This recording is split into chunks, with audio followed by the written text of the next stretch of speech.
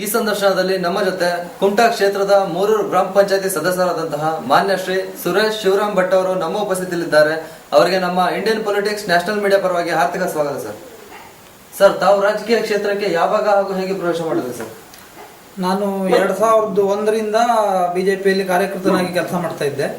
ಈಗ 4 ವರ್ಷದಿಂದ 3 ಗ್ರಾಮ ಪಂಚಾಯತ್ ಸದಸ್ಯನಾಗಿ ಕೆಲಸ ಮಾಡ್ತಾ ಇದ್ದೇನೆ.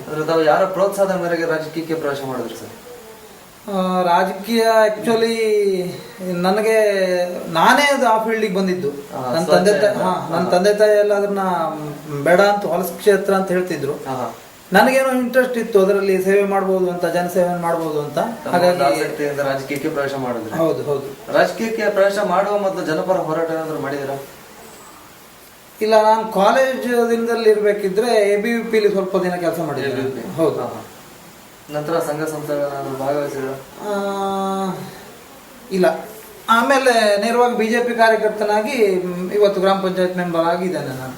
ತಮಗೊಂದು ರಾಜಕೀಯ ಕ್ಷೇತ್ರಕ್ಕೆ ಆದರ್ಶ ವ್ಯಕ್ತಿ ಯಾರು ಸರ್? ವಾಜಪೇಯಿ ನೇಪಥ್ಯಕ್ಕೆ ಸರಿದ ಮೇಲೆ ಮೋದಿ. ಏನಕ್ಕೆ ಇವಾಗ ಮೋದಿ ಅವ್ರನ್ನ ಆದರ್ಶ ತಗೋತಾ ಇದ್ದಾರೆ? ಅದು ಹೇಗೆ ಹೇಳೋದು? ಅದು ಆ ಮೋದಿ ಅನ್ನುವ ಶಬ್ದನೇ ಒಂಥರ ಅದು ಶಕ್ತಿ. ಅದು ಅವ್ರ ವ್ಯಕ್ತಿತ್ವ, ಅವರ ಸ್ಟೈಲು, ಮತ್ತೆ ಅವ್ರ ಸ್ಪೀಡು, ಅವರ ವಿಚಾರಧಾರೆಗಳು ಅದೆಲ್ಲವೂ ಒಟ್ಟಿನಲ್ಲಿ ಹುಡುಗರಲ್ಲಿ, ಈಗ ನಿಮ್ಮಂತ ಹುಡುಗರಲ್ಲಿ ಅವ್ರ ಹೀರೋ. ಓಕೆ, ತಮ್ಮ ಕುಟುಂಬ ಸದಸ್ಯರಲ್ಲಿ ತಮ್ಮನ್ನು ಹೊರತುಪಡಿಸಿ ರಾಜಕೀಯಕ್ಕೆ ಯಾರು ಪ್ರವೇಶ ಮಾಡಿದಾರ?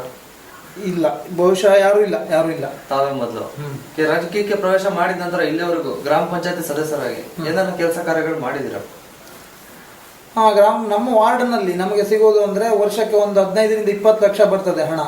ಅದರಲ್ಲಿ ಎಲ್ಲ ಕೆಲಸ ಅಂದ್ರೆ ನಮ್ಮ ವಾರ್ಡಿಗೆ ಬೇಕಾದಂತಹ ಕೆಲಸಗಳನ್ನ ಮಾಡಿದ ತೃಪ್ತಿ ಇದೆ. ಆದ್ರೆ ನಮ್ಮ ಏನು PWD ಮತ್ತೆ MP ಫಂಡ್, MLA ಫಂಡ್, ಈ ತರ ಫಂಡ್ಸ್ ಅಲ್ಲಿ ನನ್ನ ಕ್ಷೇತ್ರದ ರೋಡ್ಗಳಾಗಬೇಕು. ಅದನ್ನು ನಮ್ಮ ಗ್ರಾಮ ಪಂಚಾಯತ್ದಿಂದ ಮಾಡ್ಲಿಕ್ಕೆ ಸಾಧ್ಯ ಇಲ್ಲ. ಸರ್ಕಾರ ಮಟ್ಟದಲ್ಲಿ ಆಗ್ಬೇಕು. ಮತ್ತೆ ಒಂದು ಏತ ನೀರಾವರಿ ಪ್ರಾಜೆಕ್ಟ್ ನನ್ನ ಭಾಗದಲ್ಲಿ ಆಗ್ಬೇಕು. ಅದ್ರ ಬಗ್ಗೆ ಎಲ್ಲಾ ಫಾರ್ಮಾಲಿಟೀಸ್ ನಾವು ಮಾಡಿದ್ದೇವೆ. ಮುಂದಿನ ದಿನದಲ್ಲಿ ಸರ್ಕಾರ ಮಟ್ಟದಲ್ಲಿ ನಮ್ಮ MP ಅವ್ರನ್ನ ಮತ್ತು ನಮ್ಮ MLA ಅವ್ರನ್ನ ಕೇಳಿ ಅವ್ರನ್ನ ಮಾತಾಡಿಸಿ ಮಾಡಬೇಕು ಅಂತಿದೆ. ಬಾಕಿ ನನ್ನ ಕ್ಷೇತ್ರದಲ್ಲಿ ಬಂದಂತಹ ಪಂಚಾಯತ್ ಫಂಡ್ ನಲ್ಲಿ ಮಾಡಿದ ತೃಪ್ತಿ ಇದೆ. ನನಗೆ ಒಳ್ಳೆ ಕೆಲಸಗಳಾಗಿದ್ದಾವೆ. ಅದನ್ನ ಮುಂದಿನ ದಿನದಲ್ಲಿ ನಿಮ್ಮ ವೆಬ್ಸೈಟಿಗೂ ನಾನು ಹಾಕೊಂಡಿದ್ದೇನೆ. ಅದನ್ನ ತಾವು ಅಧಿಕಾರಕ್ಕೆ ಬರೋ ಮುಂಚೆ ತಮ್ಮ ವಾರ್ಡ್ ನಲ್ಲಾಗ್ಲಿ ಯಾವ ತರ ಸಮಸ್ಯೆ ಇತ್ತು, ಅಧಿಕಾರಕ್ಕೆ ಬಂದ್ಮೇಲೆ ಯಾವ ತರ ಬಗೆಹರಿಸಿದ್ರು ಸರ್? ಎಲ್ಲಾ ರೋಡಿನಲ್ಲಿ ಅಂದ್ರೆ ರೋಡ್ನ ಪಕ್ಕದಲ್ಲಿ ಚರಂಡಿ ವ್ಯವಸ್ಥೆ ಸರಿ ಇರಲಿಲ್ಲ.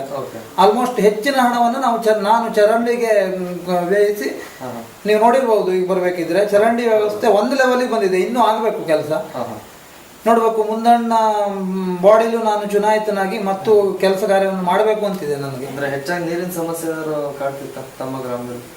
ನೀರಿನ ಸಮಸ್ಯೆ ಅಷ್ಟೆಲ್ಲ ಇಲ್ಲ, ಕುಡಿಯೋ ನೀರಿನ ಸಮಸ್ಯೆ ಎಲ್ಲ ಇಲ್ಲ.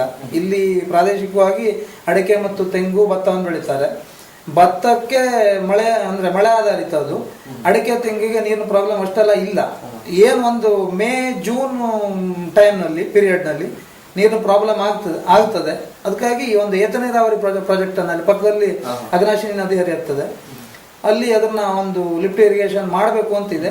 ನೋಡ್ಬೇಕು ಮುಂದಿನ ದಿನದಲ್ಲಿ ಏನಾಗ್ತದೆ. ಎಷ್ಟು ಕಾಲಾವಧಿಯಲ್ಲಿ ಇಷ್ಟೆಲ್ಲ ಕೆಲಸ ಕಾರ್ಯಗಳು ಮಾಡಿದಿರ? ಮತ್ತೆ ಸ್ವಚ್ಛತೆ ಬಗ್ಗೆ ಯಾವ ತರ ಕ್ರಮ ವಹಿಸ್ಕೊಂಡಿದ್ದೀರ? ಆತರ ಏನಿಲ್ಲ. ಈಗ ಸ್ವಚ್ಛತೆ ಅಂದ್ರೆ ನಮ್ದು ಕಾರ್ಯಕ್ರಮದ ಮೂಲಕ ಯಾವ್ದಾದ್ರು ಜನರಲ್ಲಿ ಅರಿವು ಮೂಡಿಸಿದ್ರ? ಹೌದು, ವಾರ್ಷಿಕವಾಗಿ ಒಂದು ಕಾರ್ಯಕ್ರಮವನ್ನು ಮಾಡ್ತೇವೆ ನಾವು. ಶಾಲೆ, ದೇವಸ್ಥಾನ ಮತ್ತು ನಮ್ಮ ಮನೆ, ಸೊಸೈಟಿ, ಈ ತರ ಎಲ್ಲ ಕಡೆಗೂ ನಾವು ಹೋಗಿ ಗ್ರಾಮ ಪಂಚಾಯತ್ ಮೆಂಬರ್ಸು, ಸ್ಥಳೀಯ ಜನರನ್ನ ವಿಶ್ವಾಸಕ್ಕೆ ತೆಗೆದುಕೊಂಡು ಒಂದು ವಾರ್ಷಿಕವಾಗಿ ಒಂದು ಕಾರ್ಯಕ್ರಮವನ್ನು ಮಾಡ್ತೇವೆ ನಾವು. ಮತ್ತೆ ಶಿಕ್ಷಣದ ಬಗ್ಗೆ ತಮ್ಮ ಗ್ರಾಮದಲ್ಲಿ ಯಾವ ತರ ಒತ್ತು? ಶಿಕ್ಷಣ ಅಂದ್ರೆ ಇಲ್ಲಿ ಈಗ ಈ ಪರಿಸ್ಥಿತಿಯಲ್ಲಿ ಪ್ರೈವೇಟ್ ಸ್ಕೂಲ್ ಒಂದಿದೆ ನಮ್ಮ ವಾರ್ಡಲ್ಲಿ. ಎಲ್ಲರೂ ಅಲ್ಲಿ ಒಳ್ಳೆ ಶಿಕ್ಷಣವನ್ನು ಕೊಡ್ತಿದ್ದಾರೆ. ಎಲ್ಲ ಮಕ್ಕಳನ್ನೆಲ್ಲ ಅಲ್ಲೇ ಕಳಿಸ್ತಿದ್ದಾರೆ. ನಮ್ಮ ಸರ್ಕಾರಿ ಶಾಲೆಯಲ್ಲಿ ಮಕ್ಕಳ ಸಂಖ್ಯೆ ಕಡಿಮೆ ಆಗ್ತಾ ಇದೆ.